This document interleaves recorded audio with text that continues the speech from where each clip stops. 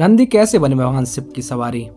मित्रों, आपने देखा होगा कि भगवान शिव की मूर्ति के साथ साथ या फिर भगवान शिव जी के मंदिर के बाहर बैल रूपी एक मूर्ति बनी हुई रहती है।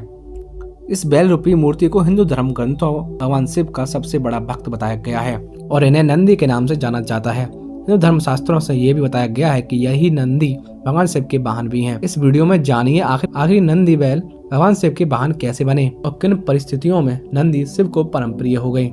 हिंदू धर्म में 18 पुराणों में एक शिव पुराण है। शिव पुराण के रुद्र संहिता में बताया गया है कि भगवान शिव का वाहन नंदी उनके सबसे प्रिय होने के साथ सभी गणों में प्रमुख भी है। ऐसा माना जाता है कि नंदी भगवान शिव के ही अवतार हैं, जिसका वर्णन शिव पुराण के शतरुद्र संहिता में किया गया है।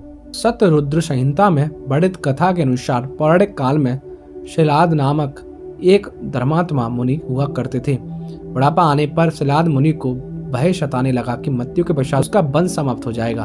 तब एक दिन उन्होंने अपने पूर्वजों यानी पितरों के आदेश पर अयोनिज मृत्युहीन पुत्र की प्राप्ति के लिए देवराज इंद्र को कठोर तप कर प्रसन्न किया और वरदान स्वरूप उन्हें कोई ऐसा पुत्र मांगा जिसको मृत्यु छू भी न सके। देवराज इंद्र ने ऐसा पुत्र देने में खुद को असमर्थ बताकर शिलाद मुनि से देवों को देव महादेव की तपस्या करने को कहा। उसके बाद शिलाद मुनि के अनुसार महादेव की तपस्या करने लगे।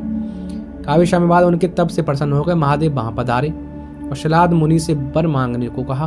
तब मुनि भगवान शिव से बोले, हे प्रभु, मुझे आपके समान ही पुत्र चाहिए, अजन्मा हो और जिसको मृत्यु छू भी न पाए। तब शिव जी प्रसन्न होकर मुनि से बोले, हे मुनि, यद्यपि मैं सारे जगत का पिता हूँ, फिर भी तुम मेरे पिता बनोगे और मैं तुम्हारा आयोनित पुत्र होऊंगा तथा मेरा नाम नंदी होगा। इसके बाद भगवान शिव वहां से अंतर्ध्यान हो गए। उधर शिलाद मुनि भी खुशी खुशी अपने आश्रम पर लौट आए। कुछ समय बाद एक दिन शिलाद मुनि भगवान शिव के नाम से यज्ञ कर रहे थे। उस समय यज्ञ कुंड से एक बालक उत्पन्न हुआ। उस बालक के शरीर में प्रभा युगांत कालीन अग्नि के समान थी। यह देख शिलाद मुनि बड़े ही प्रसन्न हो उठे और भगवान शिव की स्तुति करने लगे। फिर उसे लेकर वे शीघ्र ही अपनी पढ़शाला को चल दिए। फिर कुटुआ पहुंचकर उस बालक ने मनुष्य रूप धारण कर लिया। फिर शिलाद मुनि ने उस बालक का जात कर्म आदि सभी सत्कार संस्कार संपन्न किया। उसके बाद 5वें वर्ष में मुनि ने नंदी को संपूर्ण वेदों तथा शास्त्रों का भी अध्ययन कराया। एक दिन की बात है, जब बालक 7 वर्ष का हुआ तो शिवजी की आज्ञा से मित्र और वरुण नाम के मुनि उस बालक को देखने के लिए आए और उन्होंने शिलाद मुनि को बताया कि आपका पुत्र नंदी अल्पायु है, इसकी आयु 1 वर्ष से अधिक नहीं दिखती। उन मुनियों के मुख से ऐसी बातें सुनकर पुत्र वत्सल शिलाद नदी छाती से लिपटाकर दुखार्थ हो फूट फूट कर रोने लगे। तब पिता और पितामह को मृतक की भांति भूमि पर पड़ा हुआ देखा। नंदी शिव जी के चरण कमलों का स्मरण करके प्रसन्नतापूर्वक पूछने लगा, पिताजी, आपको कौन सा ऐसा दुख आ पड़ा है जिसके कारण आपका शरीर कांप रहा है और आप रो क्यों रहे हैं? आपको वह दुख कहाँ से प्राप्त हुआ है? मैं इसे ठीक ठीक जानना चाहता हूँ। जब शिलाद मुनि ने नंदी से कहा, बेटा, तुम्हारी अल्पायु के दुख से मैं अत्यंत दुखी हो रहा हूँ, तुम ही बताओ मेरे इस कष्ट को कौन दूर कर सकता है? पिता के मुख से ऐसी बातें सुनकर नंदी हंसने लगा और फिर अपने पिता से बोला, पिताश्री, आपने मुझे भगवान शिव से वरदान स्वरूप पाया है, इसलिए आप चिंता ना करें, मेरी रक्षा करेंगे। फिर अगले दिन नंदी पिता से आज्ञा लेकर भगवान शिव की तपस्या करने के लिए भवन नदी के तट पर चले गए। वहां पहुंचकर नदी के किनारे में बैठकर शिव जी की कठोर तपस्या करने लगे। नंदी की कठोर तपस्या देखकर भगवान शिव कुछ समय बाद ही उनके सामने प्रकट हुए, परंतु नंदी जब शिवजी को देखा तो भूल ही गए थे कि वो लंबी आयु के लिए तप कर रहे थे। तो भगवान शिव ने नंदी से वरदान मांगने को कहा। फिर नंदी ने वरदान स्वरूप ताम्र शिव का सानिध्य मांग लिया। नंदी ने उनसे प्रार्थना की वह हर समय उनके साथ रहना चाहते हैं।